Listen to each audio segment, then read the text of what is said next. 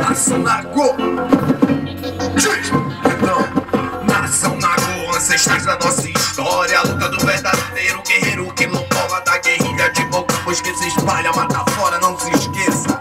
Da luta de outrora, trouxe honra, liberdade, glória, fazendo ecoar nosso canto de vitória. Afra-maçônico, zumbi reina agora. Afra-maçônico, zumbi reina agora. Caia dos instiga, foi a tirania. Babilão System não terá saída, nova vida vai reinar. Vamos nos libertar, construir mais um quilombo sob a bênção do orixá. Caia dos instiga, foi a tirania. Babilão System não terá saída, nova vida vai reinar. Vamos nos libertar, construir mais um quilombo sob a bênção do orixá. E com propriedade se a Babilônia vai cair. Se isso acontecer, toda a sua escória sem ter pra onde ir. E o guerreiro Ogum caminhará sobre os destroços, trazendo a liberdade e considera um dos nossos. Nova vida vai reinar, nós vamos nos libertar. Construir mais um quilombo sob a bênção do orixá.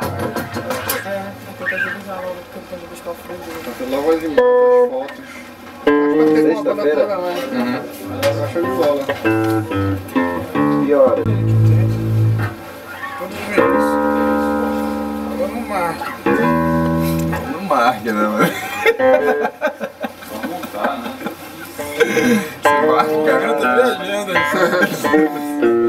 Marca do cimento de Santão. Não marca. Tá legal, eu vou. É porque Tem que fazer flash. tá atrasado. Vamos logo. Culpa da trem.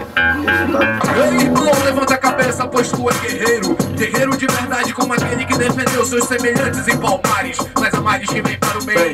E o que tem se tu não tem? Mercedes também. Tua alma não tá suja, então não seja mais um refém. Terrorismo psicológico que se implantou nesse país, fazendo com que a gente sempre renegue nossa raiz. Então me diz, onde é que tu te reconhece? Na força lutadora de algum ou na trairagem que no mundo só cresce, cresce. Só tão tentando te enganar, te manipular e te transformar num sujeito intolerante, te colocando contra a união a favor da nova ordem dominante.